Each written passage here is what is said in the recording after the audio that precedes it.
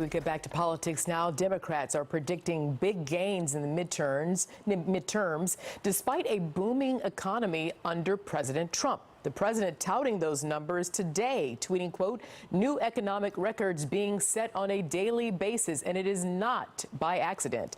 Let's bring in our panel right now. Eric Cook is the managing principal at Precision Strategies and a Democratic campaign strategist. Beverly Hallberg is the president of District Media Group and host of the Filler Words podcast. And Beverly, I'll start with you. Listen, you've got all of these you've got the economy, which is going well, and it's a good story for the president. Then you have these scandals that are out there. So will it be a case of good news outweighs the bad news?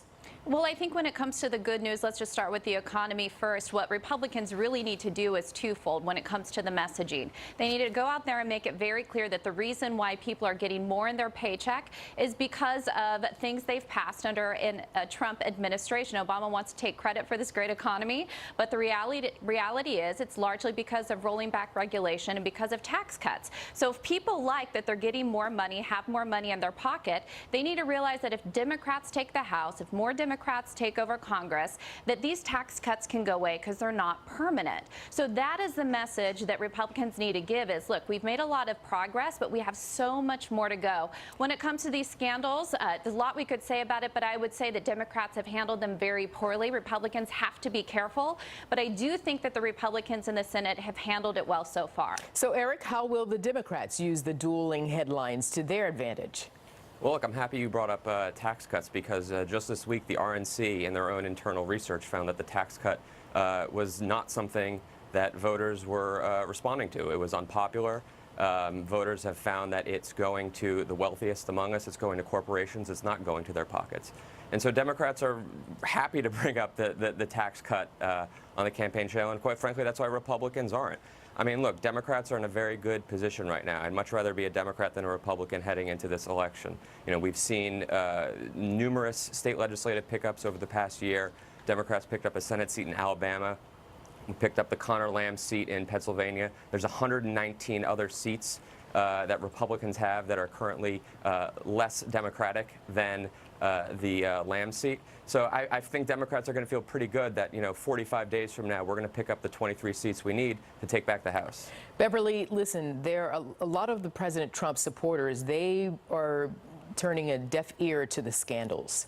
But there are people who are independents out there. There are undecided voters. There are people who the president will need and some of the other Republican candidates will need to actually put W's in the column.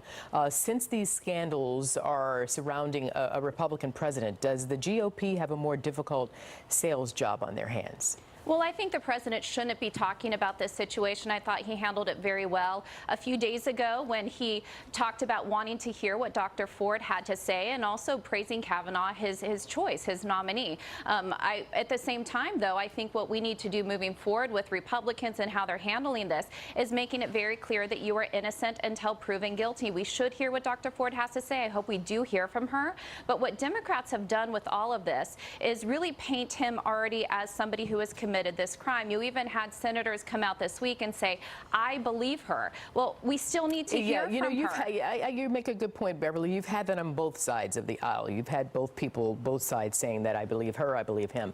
Eric, ultimately, what matters is how this will affect voters. So which party has the upper hand in regards to that particular part of the this scenario here going into the midterms? Which party has the momentum going into the midterms? I mean, I think Democrats overwhelmingly have the wind at their back in the midterms. I mean, just last week in the Democratic primary in New York, you had something like 3 times the amount of voters come out that came out in the 2014 primary.